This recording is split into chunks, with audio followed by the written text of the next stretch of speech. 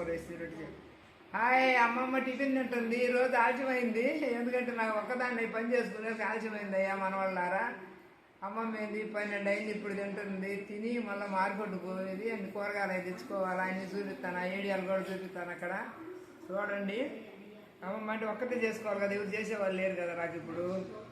అందుకని మా కూతురుంటే ఇంట్లో పిల్లలకేమో వాళ్ళ బడికి పంపించుకోవాలి, వాళ్ళకి చూడాలి కదా. అందుకని ఈరోజు ఆలస్యమైంది. అమ్మమ్మ గోధుమ రొట్టె మసరం వేసుకొని తింటుంది చూడండి. రాత్రి కాల్చి మా అబ్బాయి కానీ కాలితే నెయ్యి వేసి కాలిస్తే తినలేదు ఆయన, తినబుద్ధి కాలే కొడుక్కి. ఇక నేను తింటున్నాను.